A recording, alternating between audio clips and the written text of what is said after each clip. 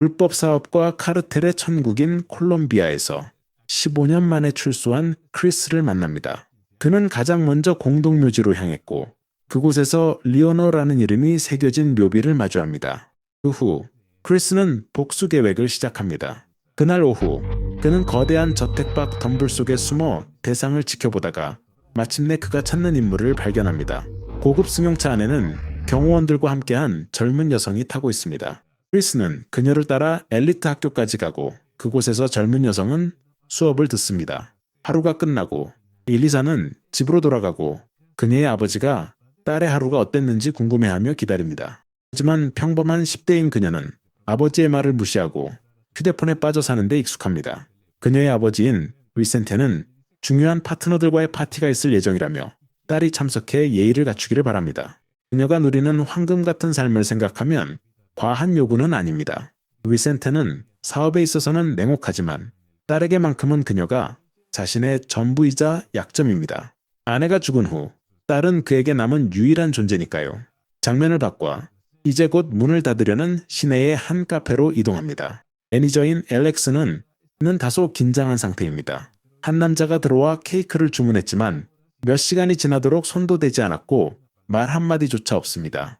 그는 구석에 으스스하게 앉아있을 뿐이고 이제 그녀는 그에게 나가달라고 말해야 합니다. 그 남자는 매우 그녀가 그에게 다가가자 남자는 그녀의 팔을 잡아 강제로 앉힙니다. 바로 그때 그녀는 그 남자의 손이 금속으로 되어 있다는 것을 알아챕니다. 그 안에는 아주 날카로운 단검이 숨겨져 있고 지금 그녀를 향하고 있습니다. 남자는 단검으로 케이크를 잘라 알렉스에게 건넵니다. 심장이 터질 듯한 공포에 휩싸인 순간 기적처럼 경찰차가 멈춰서고 번쩍이는 불빛에 남자는 눈에 띄게 긴장합니다. 한 여성 경찰관이 다가와 남자의 손에 들린 단검을 보고 총을 꺼내들며 천천히 일어나 손을 등 뒤로 돌리라고 명령합니다. 하지만 남자는 그저 일어나 걸어나갈 뿐입니다. 경찰관은 함부로 발포할 경우 딸의 결과와 알렉스의 안전을 걱정하며 그를 그냥 보내주기로 합니다. 두 사람은 함께 가게의 문을 닫고 경찰관은 그녀를 집까지 데려다 주겠다고 제안하지만 그런 일은 일어나지 않습니다. 그 이상한 남자는 뒷좌석에서 나와 단 한 번의 동작으로 경찰관을 살해하고 곧바로 알렉스에게 다가가 뒤에서 그녀를 제압합니다. 다음날 일리사가 등교하는데 한 남자가 차 창문을 두드리기 시작합니다. 거지처럼 보이지만 사실은 변장한 크리스입니다. 그는 차를 훔쳐 엘리사를 뒤쫓습니다. 그녀를 따라잡자 그녀를 트렁크에 태우고 전속력으로 도망칩니다. 비센트는 직원들의 대처에 분노합니다. 두 직원은 카펫에 피가 묻지 않도록 플라스틱 위에 서 있습니다.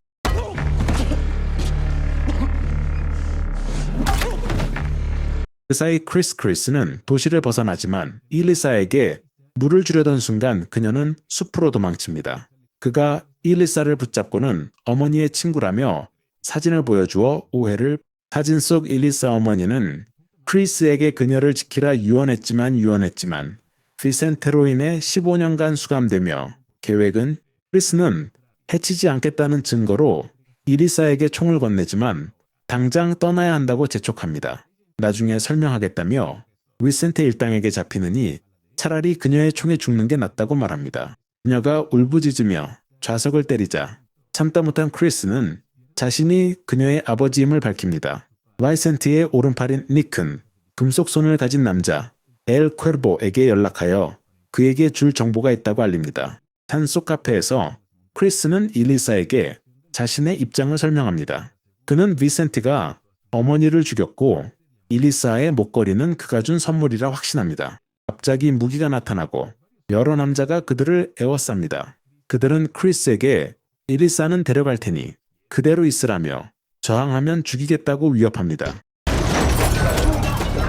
크리스는 그들이 악당 노릇을 할 시간을 주지 않고 즉시 공격합니다. 하지만 수적으로 열세였고 누군가는 일리사를 차에 태우고 떠나버립니다. 크리스가 모든 부하를 처리했을 때는 이미 늦었습니다. 엘리사는 사라졌고 그녀를 뒤쫓을 수단도 없습니다. 그는 카페로 돌아가 한 놈이 엘리사를 어디로 데려가는지 실토할 때까지 잔인하게 때립니다. 그들은 일리사를 어디로 보는 자라고 불리는 사람에게 데려가고 있었고 그는 현상금을 얼마 지나지 않아 총성이 들리기 시작하고 우리는 카메라를 통해 엘 퀘르보가 모두를 죽이고 있는 것을 봅니다. 그는 현상금을 원하며 끔찍한 유혈 사태를 일으키고 있습니다. 남자를 죽일 때마다 엘 퀘르보는 돌보는 자에게 점점 더 가까워집니다. 에리사는 너무 늦기 전에 여기서 빠져나가야 한다는 것을 깨닫고 노인을 기절시킨 뒤 스스로 탈출하기로 합니다. 엘 퀘르보는 남녀를 가리지 않고 살육을 즐기며 곧 아무도 남지 않게 됩니다. 다행히 크리스가 나타나 딸을 되찾기로 결심하지만 먼저 철성과 초인적인 힘을 가진 그놈을 쓰러뜨려야 합니다. 크리스는 거인에게 온 힘을 다해 주먹을 날리지만 아무런 소용이 없습니다. 엘 퀘르보는 계속해서 일리사를 쫓고 크리스는 그를 저지하기 위해 최선을 다할 뿐입니다. 결국 크리스는 일리사에게 당장 도망치고 자신은 잊으라고 소리칩니다. 그때 돌보는 자가 거대한 소총을 들고 나타나 완전히 아수라장이 됩니다. 크리스는 이 기회를 틈타 도망치려 하지만 엘 퀘르보가 그를 따라잡아 쓰러뜨립니다. 그가 크리스를 처형하려는 순간 엘리사가 나타납니다.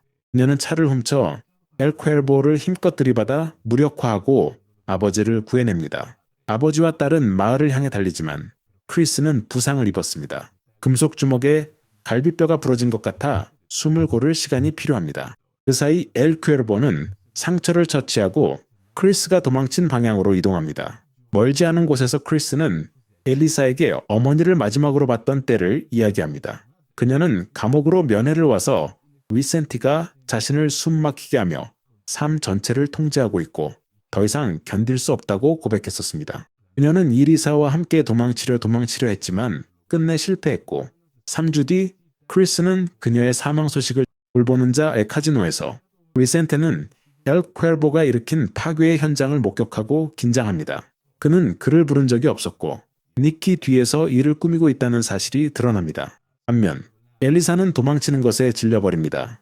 웨이센트와 함께한 삶은 완벽했고 크리스의 말을 완전히 믿을 수 없었기에 그의 방심을 틈타 차를 훔쳐 그를 버리고 떠납니다. 바로 그때 엘 퀘르보가 나타나 그녀를 쫓기 시작합니다.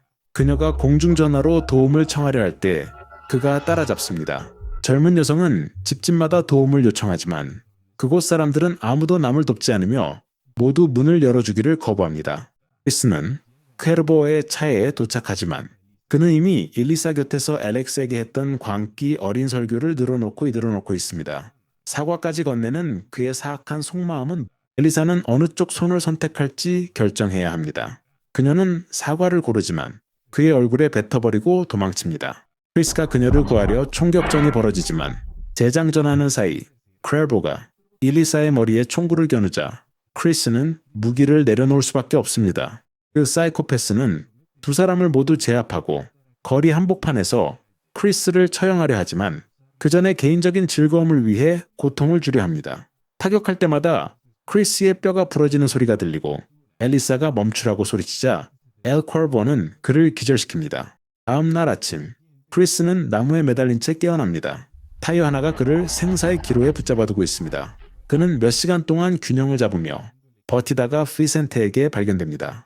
비센테가 타이어를 찾아 크리스는 질식하기 시작하지만 곧 밧줄을 끊어버립니다. 이끈 크리스를 죽이고 싶지만 일리사를 인질로 잡은 퀘르보가 필요합니다. 차 안에서 비센트는 일리사 어머니의 죽음과 무관함을 고백합니다. 그는 배신으로 친구를 감옥에 보낸 것을 인정합니다. 아내의 죽음은 그와 무관하지만 엘리사는 그의 탓에 위험에 처했습니다. 그때 까마귀는 비센테에게 연락해 엘리사의 납치 사실을 알립니다. 그는 돈에는 관심이 없었고 오직 위센트를 죽이려 했습니다. 전화를 끊자마자 위센트는 총을 쏴 애니크의 뒤통수를 맞췄고 그가 왕자를 차지하려던 계획은 수포로 돌아갔습니다. 그때 동료였던 그는 걷잡을 수 없는 살인마가 됐죠. 위센트가 보낸 15명을 도륙한 그는 자신의 손을 물어뜯어 탈출했고 이제 딸을 납치한 악마가 되어 돌아왔습니다. 얼마 후 위센트는 약속 장소에 도착해 크리스를 풀어줍니다. 이번 일은 일리사에 관한 것입니다. 그녀가 안전해지면 그때 남은 문제들을 해결할 것입니다. 무장 해제된 크리스는 장소를 배회하고 위센트의 부하들 또한 하나씩 엘 퀘르보에게 살해당합니다. 시간이 지날수록 위센트는 점점 더 고립되고 결국 그들은 구석에 몰립니다. 엘 퀘르보는 컨베이어 벨트 위에 있는 일리사를 잔혹하게 죽이려 하고 위센테는 그 손을 잘라내야만 그녀를 구할 수 있습니다. 이것이 복수입니다. 비첸테는 기계를 멈추기 위해 필사적으로 벨트 끝까지 달려가고 크리스는 엘 커보의 주의를 끕니다.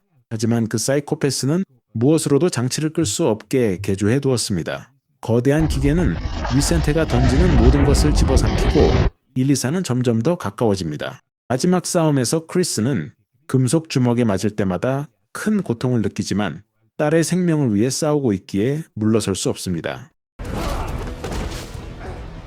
싸움 도중 엘 퀘르보는 니키 일리사 어머니의 죽음을 계획했고 자신은 그 순간을 즐겼다고 고백합니다. 벨트로 돌아온 상황에서 시간은 다 되어가고 위센테는 엘 퀘르보가 원하는 대로 엘리사의 손을 자를지 고민하고 있습니다. 분노와 복수심에 불타 크리스는 온 힘을 다해 싸우지만 엘 퀘르보는 너무 강력했고 결국 그의 복부를 찌르고 맙니다.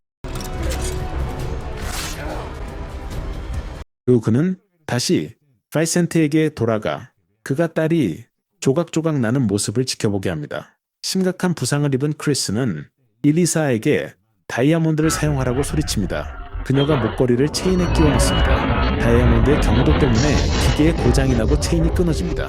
비센테와 크리스는 함께 이엘 퀘르보에게 달려들어 그를 난간 밖으로 밀쳐버리지만 그는 비센테를 붙잡고 함께 추락합니다. 영화는 죽음의 문턱까지 갔던 아버지와 딸이 서로를 껴안는 것으로 끝이 납니다. 얼마 후 크리스는 일리사를 데리고 그녀 어머니의 진짜 무덤으로 향합니다. 그곳에서 둘은 그가 약속을 지켰다고 어머니께 말씀드릴 수 있게 됩니다. 이 액션 이야기는 여기까지입니다. 이와 비슷한 다른 요약 영상을 보고 싶으시다면 화면에 남겨둔 영상 중 하나를 선택해보세요.